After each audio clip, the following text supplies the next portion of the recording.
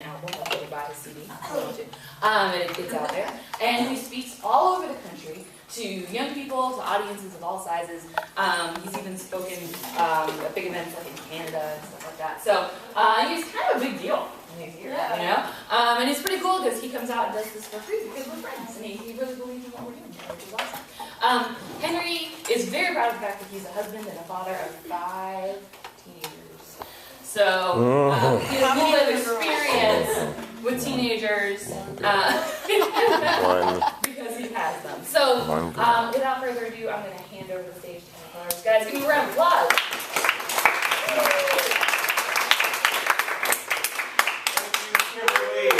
Girls, y'all doing okay? Yes. How many of you, and please be honest, because you know, what's said in this class will stay in this class, even though I got a video camera, I'm using this for my own purposes, and it'll just like record the back of y'all head, so if you don't want to be on camera, if you got felonies and stuff, you don't want anybody identifying you, just don't look at the camera. Okay? Okay, so let's be honest today, and I want to know by a show of hands, how many of you young ladies are in the dating game?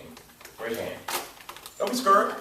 Come on, okay. You're in the dating game. Okay, let me make it a little bit easier for you.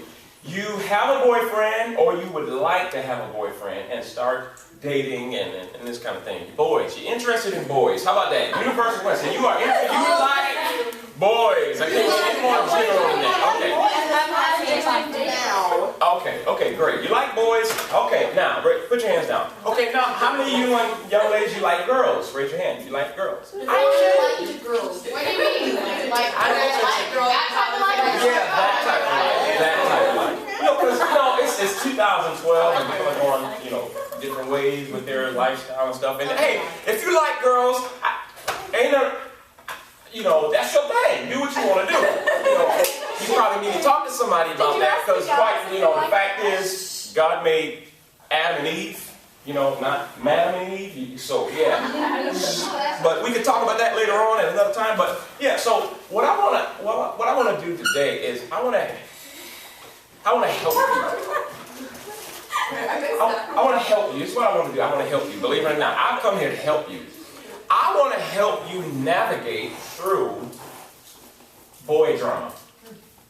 And what I want to do specifically is to help you identify winner guy, loser guy.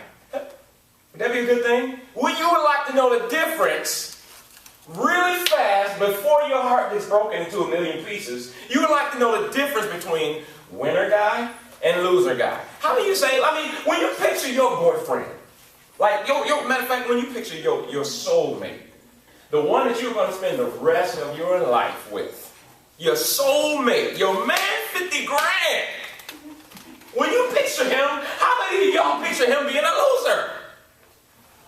Look at there. Can we? No hands raised. How many of you picture, when you think about your romantic story from right now to where you are until you grow old and gray, the story that represents your love life, how many of you picture that with a bunch of broken hearts? Yeah, how quiet it just got. Man, it was quiet enough to hear a church mouse peeing on a cotton ball. Did y'all hear that?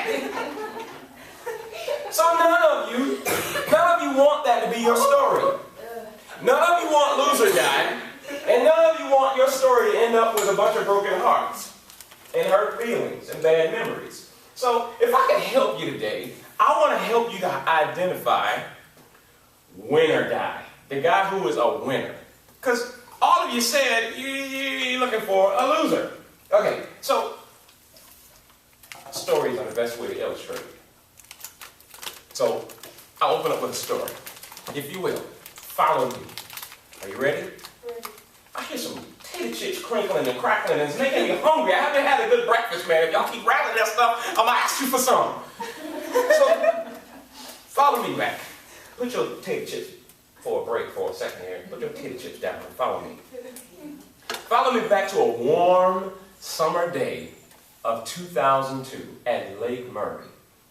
It was just a nice afternoon with me and my baby, my wife, Rebecca. I love Rebecca. Y'all know I love Rebecca because we got 5 kids. And it was a while, something kept happening. Her stomach kept getting big and I couldn't figure out what was happening. You know, we kept having kids and stuff and I didn't understand, but it was because I couldn't keep my hands off of her because I love me some Rebecca. You know, we were just, woo! I figured it out. I got a television. So after that, everything was cool. We didn't have no more kids after that. But man, it's me and Rebecca and the 5 kids, man. We was out there at Lake Murray having a good time. Barbecue going. There was a little music going, man. I was sitting there with Rebecca. And every now and then, I'd reach over to Rebecca, I'd get me a little kiss. How you doing, girl? How you doing? We just had one of them romantic times because all the kids was in the water. And I went totally wrapped up in Rebecca. You know, every now and then I'd sit back and count my 5. 1, 2, 3, 4, 5. Okay, I'm cool. Sit back and get a little closer to Rebecca. You know, get the barbecue grill. I'm working the barbecue grill. And every now and then I reach over and give me a little kiss at the same time. Because she was nice. She had a little short little skirt and stuff. Ooh, she was looking all good. Whoa! It got hot. Oh, turn the AC on and stuff. I'm getting hot. Yeah, so every now and then I wasn't just all up in Rebecca. You know, I was every now and then I stop and I count. Because all the kids was in the lake, right? You gotta watch kids in the lake. I count. 1, 2, 3, 4, 5. It's me and Rebecca. And the music, and the barbecue, and every now and then I count 1, 2, 3, 4. 1, 2, 3, 4. Wait a minute. Where's number 5?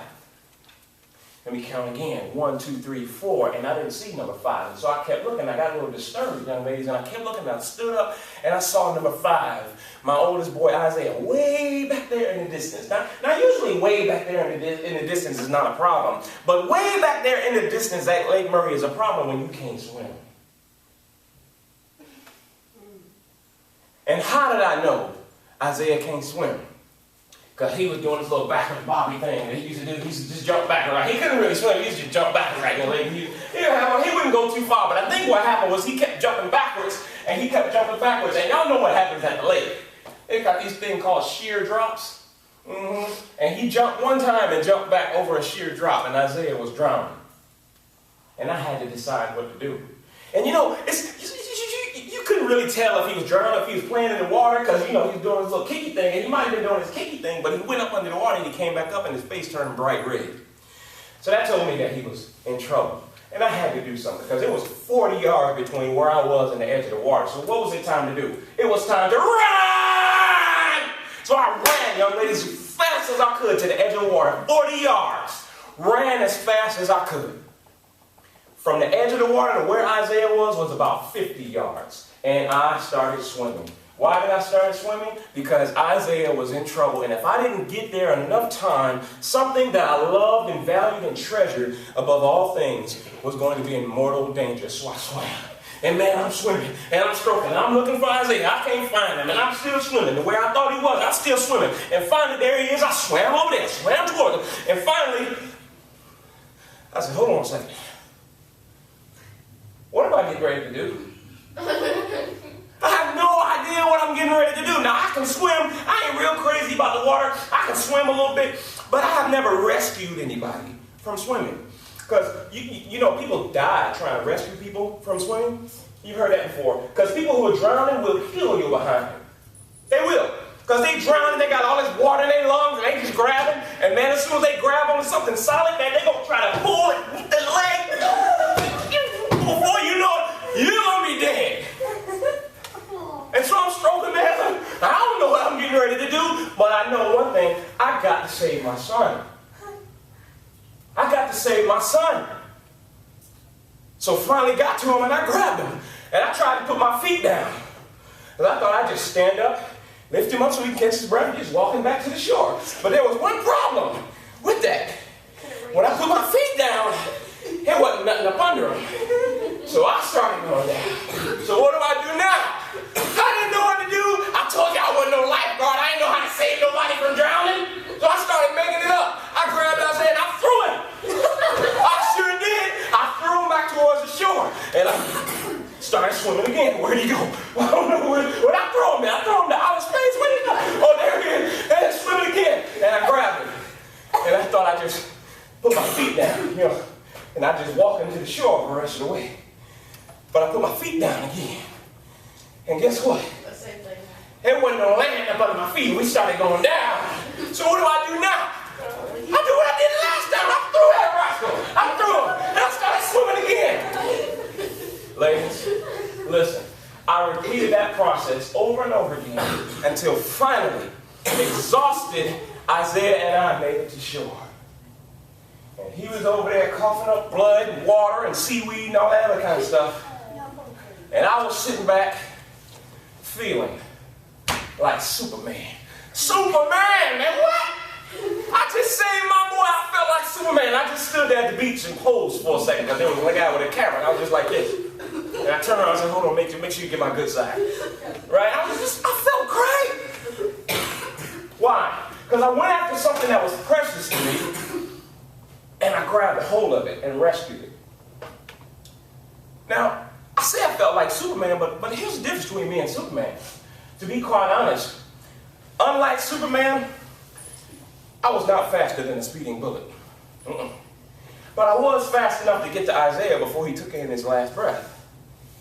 I was not more powerful than a locomotive, but I was powerful enough to grab that skinny, rowdy dude and throw him back towards the shore. Okay, you know what I'm saying? I had that much strength in me, and I was not able to leap tall buildings in a single bound.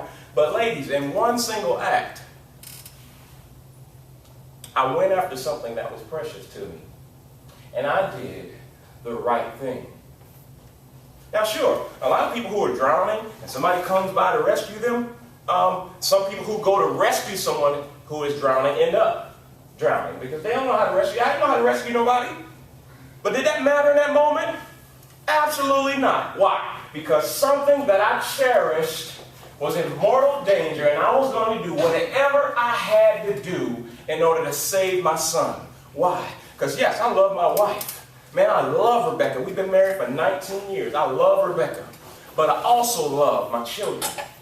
I love my children with all of my heart. And if Rebecca had seen Isaiah drowning, she likely would have responded first, but she wouldn't have been me.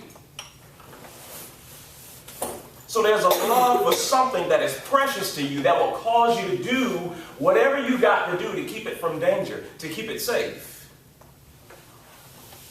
And even if it means putting yourself in danger, denying yourself, you'll do it. Why? Because that is precious. Young ladies, listen to me.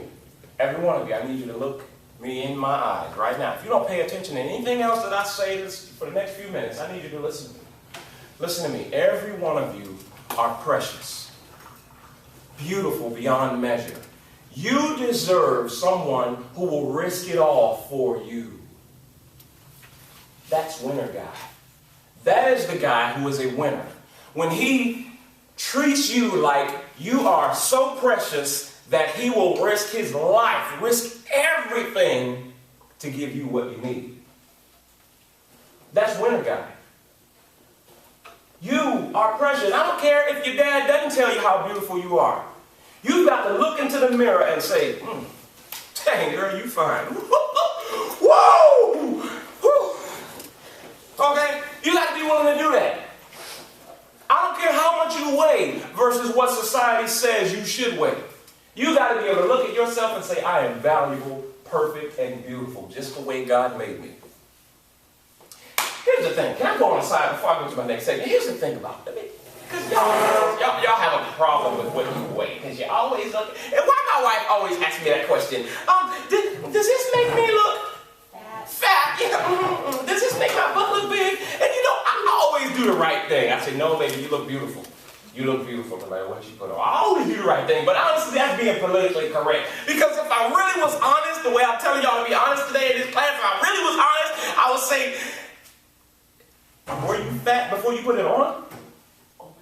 Oh my goodness, and that would be the last time you get, whoa. That would be the last time I make a mistake and say something that's stupid to my wife. And what I really want to say is, does this make my butt look big? What I really want to say is, was your butt big before you put that on? But oh my God, that would be the last time. It's on video. Yes, it's on video. Oh, she ain't seen this part. She ain't seen this part. No. Okay, so check it out, ladies. You've got to be able to look into the mirror and see something as valuable and as precious as you are. And it does not have anything to do with how much you weigh. Guys like girls with curves, just like some guys like girls who look like a Barbie doll. Man, listen, I just never preferred girls that look like Barbie dolls. My wife doesn't look like a Barbie doll. She never did and probably never will. Some guys like the skinny girls. I never did. And if you skinny look like a Barbie doll, you're fine. You're beautiful. Okay, that's fine. But I like a girl with curves, man. And a lot of guys like a girl with curves, man. You know what I'm saying? Curves, brother, voluptuous. You know, got stuff going on. Curves, meat on the bone, man. You know, that's like, I shouldn't be saying this, but we being honest, right? Okay, so let me just be honest. Because I want to say something to the girls who think they ain't supposed to look like that. Y'all need to open up your eyes and look in the mirror and see you fine. I don't care how much you weigh. You need to be healthy. You need to live a long life.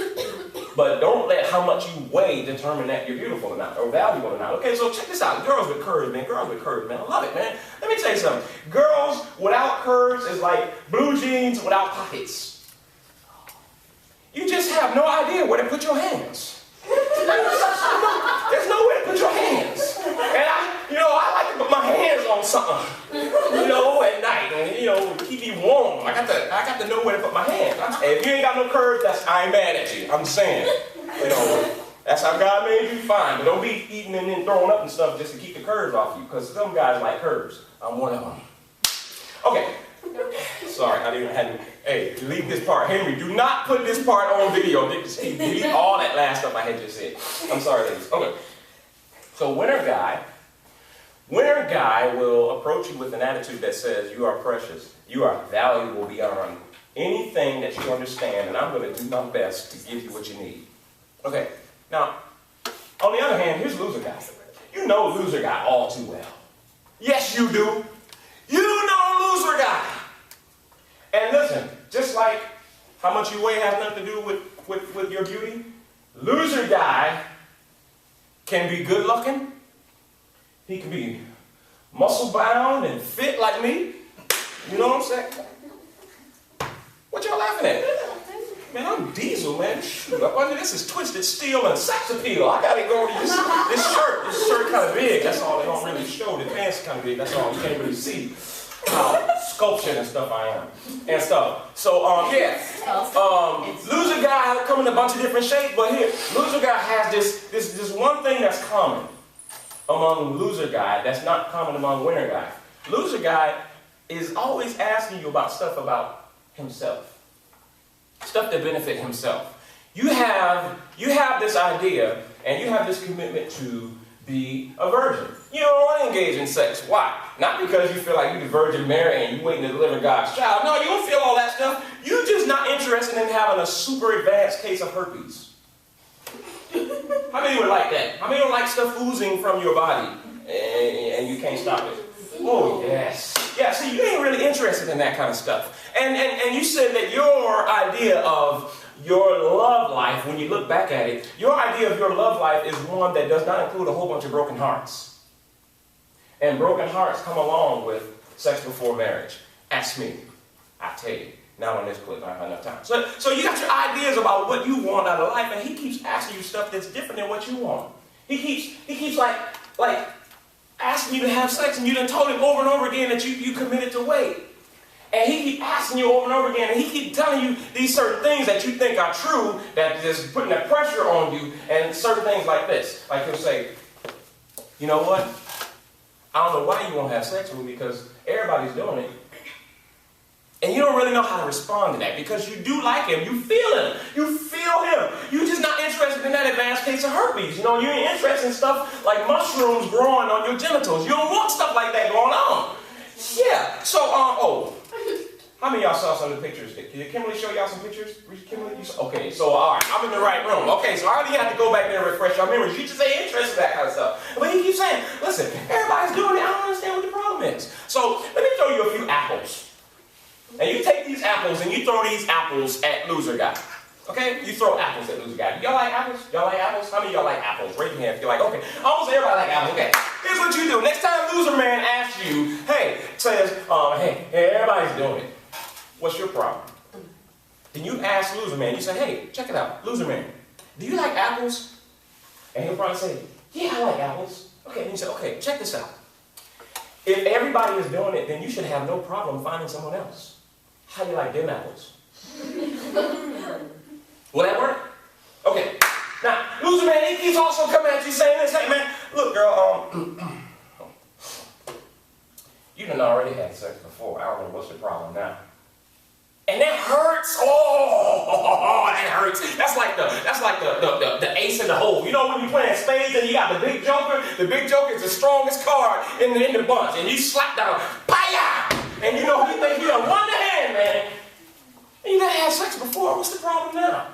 That's loser man, because it's all about him. He's trying to pressure you into doing something that you don't do. So this is what you do. I'm going to throw you another apple for loser man. You throw this apple at loser man. You ask loser man, yeah, you know, I have had sex before. And what's the problem now? So let me ask you, loser man, do you like apples? And loser man going to say what? Yeah, I like apples. And you say, okay, I have had sex before.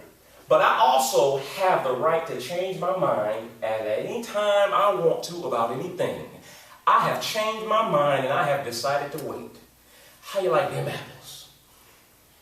Can y'all handle that one? Hey, handle that one? I'm just trying to give you a few apples to throw the loser man. And also, listen, hey, check this out. Loser man coming at you with the final draw. I'm going to throw you the final apple. I'm just giving you 3 apples today. I ain't going to give you a whole bunch. It's 3 apples. It's 3 apples, okay? Check this out. Loser man comes at you and says, you a virgin, man. You the only virgin in school. I mean, don't you feel kind of weird about that? I mean, you're not really living. You know what I'm saying? You got to really live and enjoy and be an adult. And you know, nobody's a virgin nowadays. I'm not a virgin. Why are you still a virgin? We need to go ahead and do this thing so you can be like me. And you feeling that. You feeling the pressure too. Because a lot of your female friends are telling you, oh, I lost my virginity a long time ago, girl. It's so awesome. Oh, sex is so awesome, girl. You ain't understand. And ask her how many broken hearts she has. And if she'll be honest, she'll tell you, I got a whole bunch of them. Matter of fact, I just left them in the dumpster. I got a whole dumpster that's called Broken Hearts dumpster. I just make it in, throw it in there. Just find another one. I got people on Facebook got 14, 15 boyfriends, man. You should have seen the stuff that they post. I don't have time. Okay, so yeah, you know, you're the only virgin in the high school. You're really feeling that pressure because really nobody wants to be the only. Nobody wants to be the only. You really have this draw, this pressure to fit into the crowd. And you feel like you're the only one in the crowd that's a virgin. So here's what you say to loser man when he keeps talking to you about, and loser girls too. You're ones trying to talk you into doing stuff like they doing. Okay, so here's what you say. Check it out. Loser dude. You like apples? And he goes, oh yeah, I like apples. Okay, check this out. Loser man. At any time, I could give away my virginity and be like you. But you can never again choose to be like me. How you like them apples? Is that all right, ladies? I hope that's all right, because what I'm trying to help you do is I'm trying to help you distinguish between loser man and winner man. See, winner man will help you through those struggles. And winner man will say to you, like some of the things, man, I love hearing Kimberly talk about her husband and some of the things that he did when they were dating. Went and drove 500 some odd miles to meet your parents to get their permission to date you. Wouldn't even kiss her for a good period of time because he said, hey, man, that's a slippery slope. That might lead to something. Because you fine and whining, girl. If I put my lips on your lips, fireworks might start happening and we might do something that we both might regret. You are worth waiting on. And so, winner man will begin to do those things. Loser man, he all about himself. Trying to satisfy himself. And I gave you 3 apples that I hope you can throw at him. And ask him, how you like them apples? Because you can decide, hey, listen, you can decide at any time that you're going to change your behavior. And your behavior changing is about you. It's not about your parents. It's not about your friends. Your behavior changing is about you and your life and how you don't want to. Check this out. Check this out. I know a lady who has multiple kids, and she cannot have a natural birth. Every time she decides to have a kid, she has to have what they call a C-section. Cut your stomach open, go get the baby. You know why? Because when she was younger, she was very promiscuous. She was in the dating game. She was having sex with everything that moved. Okay? And she has a disease that if a child passes through her womb naturally, that child will get that disease.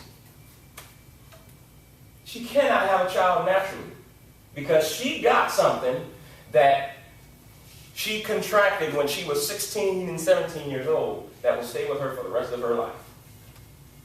That's rough. Okay, so your decisions about your life and the things that you will do and won't do in the dating game, those decisions are about you. It's not about your boyfriend. So, loser man, winner man, a guy who treats you as something that's valuable and worth waiting on, a guy who treats you as something that is supposed to give him what he needs. That's the difference. So throw loser man some apples and wait on winner man. So, why? Why should you wait? Why should you change your mind? Why should you resist loser man with everything that you have? You like stories? You like stories? Did y'all enjoy my first story? Okay. I'm going to close my speaking portion, and I'll answer as many questions as you can in the time that we have, and then Kimberly will take over. But I want to start my next story with a picture. Are you ready? Y'all like pictures? Okay. I want you to look at this picture and tell me what this is.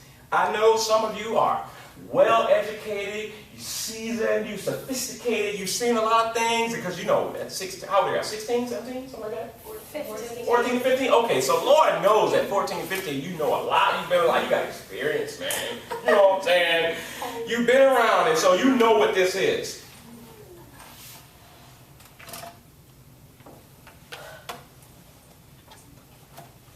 Who knows what this is?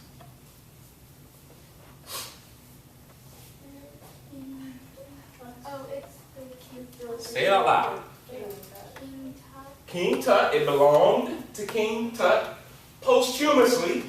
I mean, after he was all stiff and rigor mortisized and all that kind of stuff. His dog, oh, okay. Yeah, okay. You know what that is? Okay, this is King Tut's burial mask. This is what they put on his head after he was mummified. He had died. He was a king. He was a pharaoh in Egypt way back in the day. So let me tell you why this is important. So I was like 20, right? And I joined the Navy right after high school, man. I had to get out of Detroit. It was rough up in Detroit. I just had to get up out of there. And I knew joining the military was the only way for me to get out of there. So I joined the military right after high school. So I joined the military. We went on a 6-month cruise in the war, you know, because of the Desert Storm War. Y'all remember all that back in 91, 92. So there I was in the war. We was way out in the water on a ship and stuff. And we pulled into Egypt, where we could go in there and we could have liberty and have some fun. So I went out to Egypt, man. I'm going look for, because I got some money in my pocket, you know what I'm saying? I've been out at sea for like 6 months, man. I got some money in my pocket. I'm ready to spend some of it. So I'm going to Egypt, and I heard they got a lot of gold over there. It's cheap and stuff, because there's gold everywhere in Egypt, right? It's real cheap compared to how much they charge you for it here in America. So I want to buy some gold, man. You know, I'm walking up into this shop, man, and I'm buying some gold. And this man is, he's from Egypt. He got this really heavy, thick accent, you know, and I can barely understand what he's saying, but we negotiate. You know what I'm saying? And so I got this gold chain that I want. We negotiating. And all of a sudden I see a picture of this.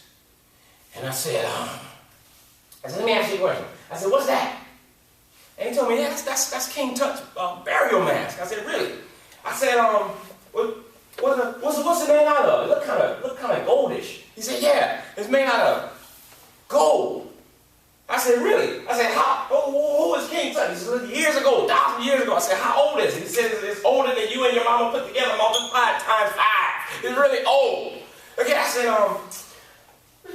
said, this is a real nice guy. Let me just tell you, this guy was really nice to me, okay? We was having fun. He brought out a Coke, and we was negotiating. He gave me a Coke and some candy and stuff. We was really having a good time. He was the nicest guy in the world. And then all of a sudden, the guy changed on me. He changed on me. You ever had somebody just flip the script on you? They all nice and stuff, and they just turned enraged and like that. He just changed on me all of a sudden. I just asked one question. He just changed on me. It was like Jekyll and Hyde. You know what I'm saying? I said, how much is that mask worth? How can I buy that for? How much can I buy that for? And he went from this to this. And he started shaking. And he said, oh, it is priceless. And he snatched the Coke out of my hand and threw it on the ground and said, get out of my store. And his face got all ugly. And he chased me out the store. And I started running because he was crazy. He flipped on me. Why he flip on me? a dumb question. No, I didn't know any better. I'm this American sailor, 19 years old, got money in my pocket. I didn't know nothing better than asking me how much stuff is worth. I got money in my pocket, and I want to spend it. That's all I'm thinking about is money. And I asked him about something that means more to him than dollars and cents. It means more to him than a monetary value. Why? Is it because it's old? Maybe. Is it because it's made out of solid gold and some other fine jewels? Maybe. Is it because it belonged to a pharaoh who was king of Egypt a long time ago? Is that why it's valuable and precious? Maybe. Young ladies, let me tell you why this is precious. Why Donald Trump and all his bad hair and good money cannot buy this. Let me tell you why you can take all the money that Google ever made, all the money that America has ever made over the course of time, and they cannot buy this. Let me tell you why. Because there is one of them. One. Did y'all hear me? Y'all didn't hear me. One. There's one of them. If this gets destroyed, it will never exist again. They made one. They made it for King Tut. Yes, they made it out of precious jewels and fine gold, and it's all handcrafted, and it represents time and the passage of time and the pharaohs of Egypt. It represents all of that stuff. But its major value is because there is one of them. Young ladies, there is one of you. One. There is one of you. There will never be another you. There will never be another person with your set of fingerprints. There will never be another person, as many people who have lived on this planet and will live after you. There's only been one person like you who has your distinct eye print. If you put a camera in your eye and the veins and the muscles and the lines within your eye, it's unique to you. One. How valuable are you? Are you not more than how much you weigh? Are you not more than what Loser Man has to say about you? Are you not more than what you think about yourself? I submit to you that you are. Why? Because there is one of you. One. There will never be another you. And you have talents and abilities that are distinct to you. You asked me about my career as a recording artist. Check this out. Here's one of the things that makes me unique. I have written songs that no one else on this planet could have written. They came to me. They were inspired by me through my life, through things that I've experienced, through things that are original and unique to me. I wrote those songs. No one could have ever wrote the songs that I wrote. Could have wrote one that sounded like it, but not with the words that I wrote, with the storyline and with the feel and the makeup that I wrote them with. You are unique, young ladies, and the moment you begin to forget that is the moment you begin to satisfy yourself and settle for Loser Man. But all of you in here say that you want Winner Man. You want a guy who is willing to jump into the water of life, risk everything that he has, everything that he is, in order to go after something that is precious and important to him and give you the things that you need to help you become a better person. Most of you say that you want that guy. Now I ask yourself, are you valuable enough to wait for him? Are you? Regardless of what you think, regardless of how much you weigh, regardless of whether people have told you or not, I have given you enough evidence today, young ladies, for you to know that you are valuable. Because there is one of you. One. You are unique to this planet, and you are valuable and worth waiting for. Thank you for your time. Thank you.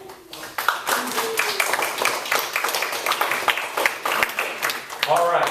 Do you ladies have any questions? Q&A. Henry, while he's here? I'm going to take a seat because I know some of the questions y'all be asking. I need to sit down for some of those. You got your feet on that one. I'll let you keep that one. I'm going to pull up a chair. Q&A. You got questions about guys, about why they act the way they act, and all that kind of stuff. How much time we got, Kimberly, before your song? Okay, here we go. Please, ask the questions to me, but only after I point you out by raising up your hands, okay? You can make sure I'm in my camera so I can get my good side. Okay, I'm ready. Go. Go. Kimberly told us about this nothing box. How do you work that? I was explaining to the girls that guys can choose to literally think about nothing. And we thought that was fascinating. Yes, explain. Because we can't do that. That's women. You can't just, We like, don't have that option. you can't just, like, think about nothing. Our brains don't work that way. Like, y'all couldn't just sit there, like, with the TV off and, like, in your room and just think about nothing. No. Now, Yeah, you know what? Guys can do that. I don't know how we can, I don't know what it is. And the only thing I can attribute it to is just the fact that guys are so much different than girls. Okay, so how is it that we can just sit around and think about nothing and we can do that for about 30, 45 minutes, just be sitting there, man. I went to my son's room yesterday afternoon, he had a light on his room in the daytime. I said, oh, excuse me, son, is your carpet afraid of the dark or something? Why you got the light on in the daytime? And you do that too? Check this out, other than him burning up my electric bill, okay, he was just sitting there on the bed.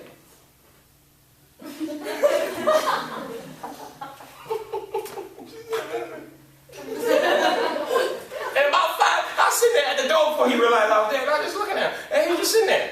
I said, what you doing, son? Oh, nothing. We can do that. So And you're the not, reason we like, can do it, huh? So you're not just thinking about something that you're just not anything at all. It is a zone of nothingness that we enjoy. And check this out. Here it is. Here's how it relates to what I've been talking about today. That same ability is what causes us to be able to, if you give yourself to us, it causes us to be able to have sex with you today, and not even tomorrow. Not even tomorrow. A few hours later, we can have sex with somebody else. Another one of your friends that we told the same lies to, the same sweet nothings we whispered in her ear, have sex with you, and then go right and do it with her too, the same day. Now repeat this after me. If I was a guy, I would be the same way. I would be the same way. And you would. So my advice to you is don't get mad. Don't get mad at the way guys are. Don't get mad because we can just sit there and do nothing.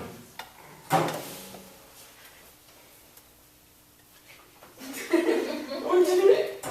It's something in that guy that makes us different from you, and the same reason why we can go from one girl to another in the same day without even taking a shower. Ooh. Yeah, man. This is how we roll. These guys are different, man. Next question. Go. Why is it that, like, when you're dating one guy and then you break up with him, he goes and he dates another girl, then he comes right back to you begging for it? Like, why did they realize that they've done something wrong, so they come back beg? Why do they do that? All right. It could be a lot of different things, but here's a major factor. Here's a major factor. This might be the biggest reason. It's because, man, guys are really immature for a really long time. And we can do immature things that you don't understand. And to be quite honest, we don't mature sometimes till about 22, 23 years old.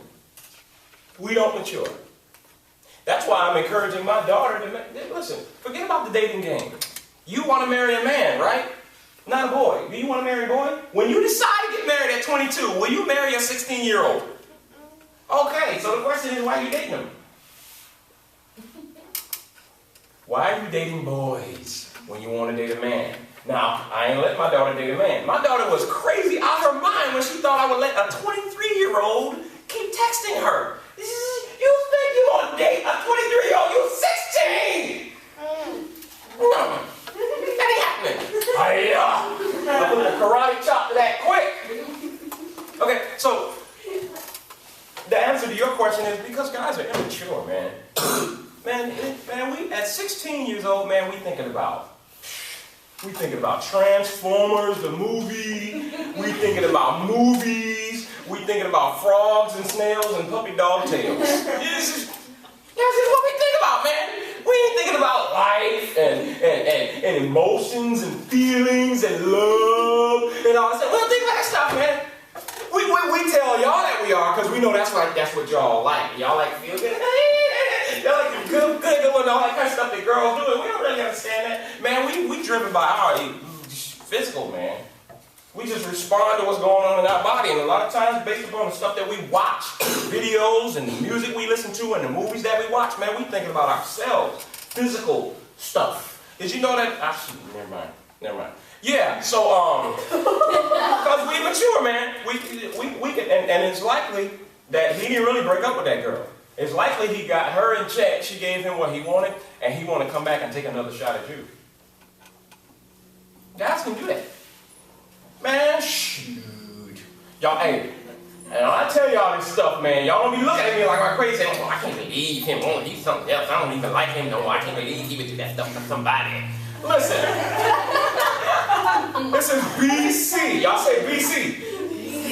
Repeat after me. Before Christ. Before Christ. Okay, this is when I was immature and I was a boy just like all the rest of them, but especially it was before Christ. But I ain't know no better. In Egypt, that was before Christ. I ain't know no better. That man ran me out of that shop quick. Took my coat. I think I only had 2 swigs out of that coke. Took my coat and ran me up out of that store. Quack. Because I was immature. So, man, shoot. When I was immature, I remember one time I did have, let me see. I had 2 girls at one time. What? Three girlfriends. I had 3 girlfriends at one time. One of them lived across the street from me. One of them I went to high school with, and one of them I worked with. Wow. And so I knew they would never really cross paths. And so we could be strategic like that, man. We can, man, shoot, I was strategic. I had my plan. As long as I don't talk to her on this day, because she coming on that day, and if she come, we skip school. If she come before she get home, then she'll never see her. And then this one, I work with her, so she ain't really never gonna have contact with the other 2. And man, I just play this game. I just play this game because, man, why? Because we're 16 and we play games. That's what we do. And all we do is respond to our bodies. And y'all, if y'all bodies were like our bodies, you might be responding the same way. Because if you was a guy, you would be the same way. So don't be mad. Just take this. And take them apples out through you and throw them, man. You better throw them apples. Throw them apples. Y'all better throw them apples I gave you. Because at 16, we're immature. That's how we can do that. 3 girls at one time. Yep, I did. I enjoyed 3 girls and one day didn't take a shower. Oh, ew. Yeah, sit down. Yes. Did you show them the charts, Kimberly? The charts when you have sex with one person and We then did the game. and how We have a new game that you haven't seen yet. Oh, I want to see that game.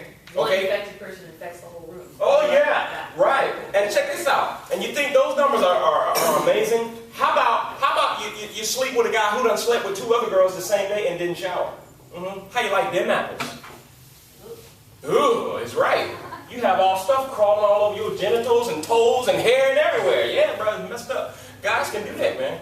I don't know how we can do that. We can. Shoot, we immature. Whew, Lord have mercy. Thank you for growing up. I'm glad I grew up. Because let me tell you something. I am faithful to my wife. 19 years of marriage. I have never cheated on my wife. Never will. How can I do that? Because I made up my mind I'm going to do something different. Because my family is riddled with divorce and selfishness and all this stuff. And I said, you know what? When I gave my heart to Jesus Christ, I made up my mind and said, I'm going to do something different.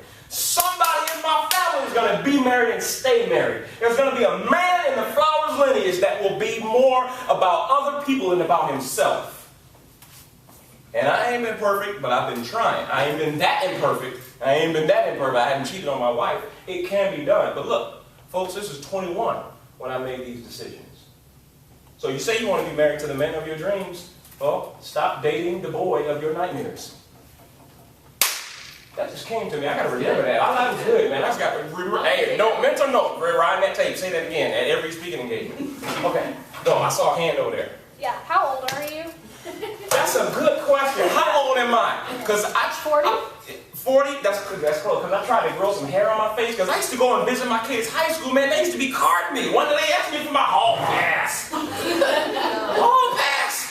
I mean, I had just come to the gym and everything. I come from the gym. I have a sweatsuit on. I had a little ball cap. But I don't look that young. She carded me, asked me for some hall pass. I said, young lady, I got kids. that you need to be asking for hall passes. I'll be 40 in April.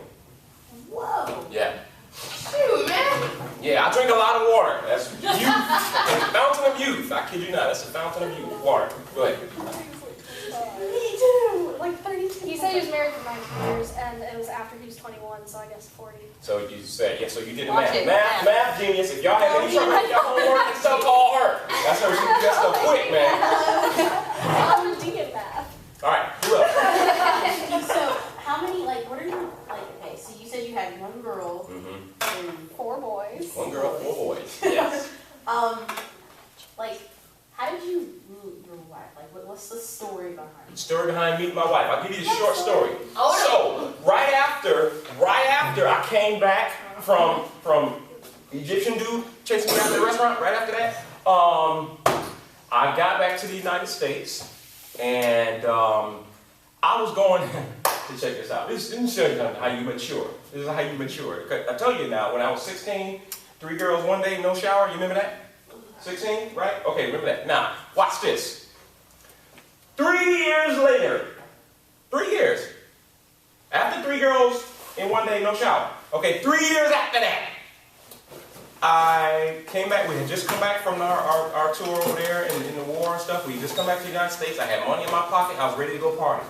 Me and my homeboys went out off the ship, and I was like, hey, man, we're going to this party, man. I got this girl I want you to meet, right? Her name is Pam, right? And she fine, dog. I'm telling you, bro, you just have a good night, man. You go to the party, man. You just roll with it, all up in there. You know what I'm saying? Just have a good time, yeah.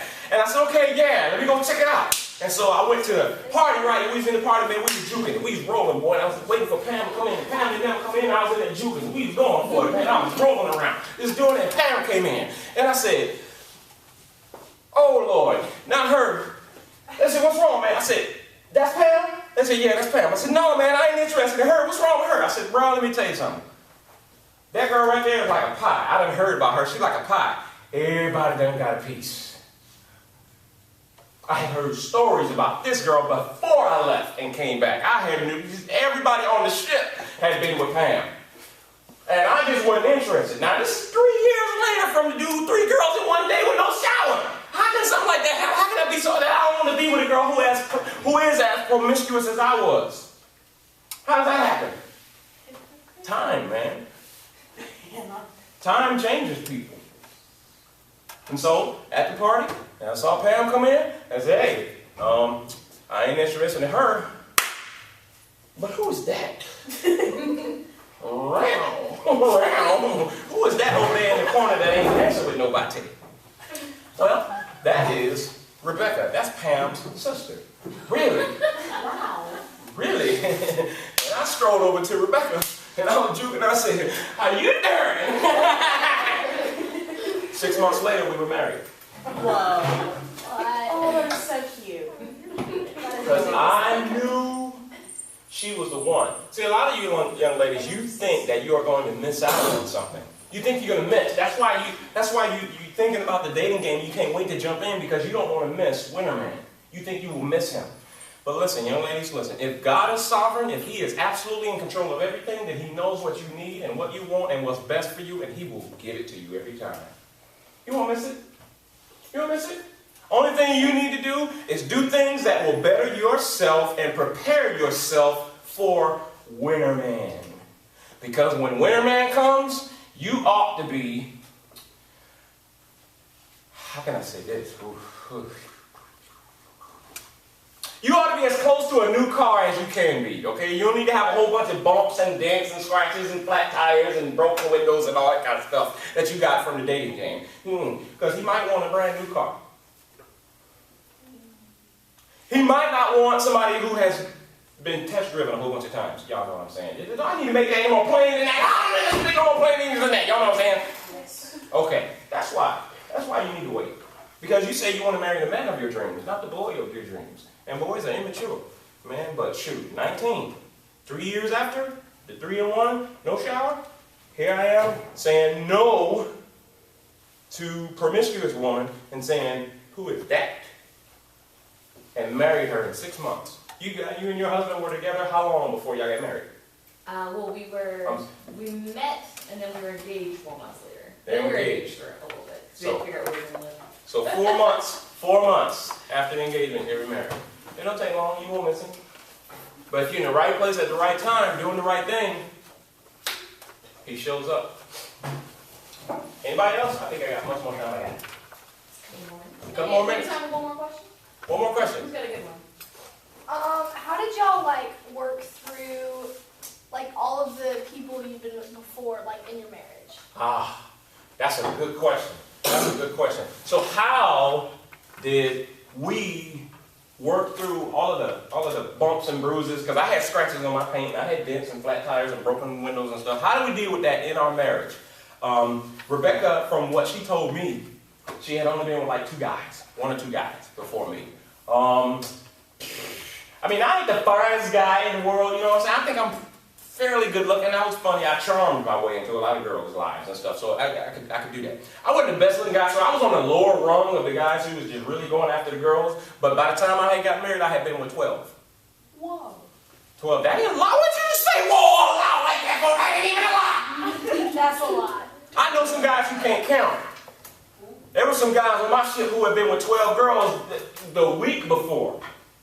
Okay, you saying whoa like that, man. I need to get you around some other people. Shoot, man, made me feel bad a little bit. I know you Very do. sheltered here. Yeah, you are? Okay, great. Well, that's okay. You can be sheltered, but pretty soon your shelter coming off and you're going to be out in life and have your own, make your own decisions, and so you have to deal with some of these things. So I'm going to tell you how guys are.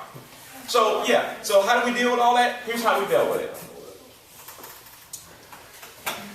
We tried to talk about it one time, and feelings got really, really hurt, and we didn't talk about it no more. After y'all were married, you guys talked about it? After we were married, we decided to talk about the past, and she told me some stuff about her past, and I told her a little bit of stuff about mine, and we got really mad and really frustrated, and we decided, you know what, we probably shouldn't go there no more. So y'all are just like pretending it didn't happen? We just didn't talk about it. Right. Why? Why did we choose not to talk about it? Because here's the truth. Yeah, it's definitely good not to do that, not to beat a dead horse. But man, listen, my past was my past, and it's not a good idea. The Bible says, tell no man your whole heart. Don't tell him everything. On a need-to-know basis. Now, here's how you protect yourself. Nowadays, especially, I'm a minister. I counsel some people before marriage and that kind of thing. But, you know, one of the things that they do during the marriage counseling is you need to go get a test. You need to go get a test. And find out if winner man, who possibly used to be loser man, got something that he can't get rid of. And that might, you know, change some things. It might not. But it's not, there's nothing wrong with checking. Ain't nothing wrong with checking, because y'all might be sheltered, but there are a whole lot of guys out there who aren't. And you can say BC all you want to, but man, sometimes the things that you did BC will follow you for the rest of your life. Ask the lady who can't have a child naturally. That was BC. She's a Christian now. Thank you so much for your time. Check this out. You guys actually can clap. Thank you for your just throw this out there because I knew it's probably not going to happen. You guys asked me about my singing, and I know you want to hear some of my music. If you guys are on Facebook, how many of you are on Facebook? All right, go to Facebook. Go to Facebook and look up the Boots and Blue Jeans tour. Right now? No, not now. You ain't supposed to have no phone. You're supposed to listen to me. You get a phone. Did you use your phone in school? Yes. No. Oh, in this class, okay. All right. So check this out. Go to Facebook and look up the Boots and Blue Jeans tour. You'll see my big face, and the Boots and Blue Jeans tour is my it's kind of like my flagship. It's where I do speaking and singing, and I'm all about youth. I'm in high school and colleges, you know, a whole bunch of times. And there's music, it's motivation, it's lifelong mentoring. So if you like what I said today, and you want to, even if you didn't like what I said today, and if you think it's good for you to hear it again, you can see some of the videos. I'll put this video up there. I'll chop it up, cut out some of the some stuff I cut out. So the revised, edited version of the video, I might put that up there. You'll hear some of my music. You'll get You get notifications on the next time I'll be somewhere singing or speaking that you might be able to come to. I'll be at Brooklyn Baptist Church on December 31st. We're doing a watch night service. Some of y'all might want to come. Man, recording artists, rappers. It's going to be inspirational speakers. I'll take the stage. I think I get about 20 minutes. I'll be debuting my brand new song called Hang Around. It is a smash hit. Hang Around. How to make better friendship choices. Because you know sometimes some of the people that you hang around can bring you down. Anybody ever been hanging around somebody that brought them down? You know how it is. And it's hard to make decisions like that. So brand new song, Hang Around, is live hip-hop sound like the music y'all like. Y'all like stuff that ain't even music, man. But that's okay if that's the music y'all like. I can make that music. Hey, it's my number, so call me, baby. Man, that's easy, man. I can do that stuff. If that's what y'all like, that's what I'll do. So Hang Around is going to be good December 31st. But you'll find out more about that when you go on Facebook, the Boots and Blue Jeans Tour. Look it up, like the page, and you'll get some information about that. And go to my website too, Henry Flowers website.com. You can get some more stuff. Wait, what's your website? Sorry. Henry Flowers website.com. I can't sing now. Why? Will you sing tonight the national anthem? I'm going to see if I can come to the game tonight. If I don't sing tonight, I'm going to come to one of your games and I'm going to sing the national anthem. I'm going to do that. And because I would like for you to come go to my website and hear me sing. I got a band. I got my band's video on my website. You can hear me sing some of the oldies that y'all probably don't even know. Y'all probably even heard some of the songs. You probably have, but maybe you don't. So go to my website and Facebook page. Thank you, Kimberly. The floor is yours.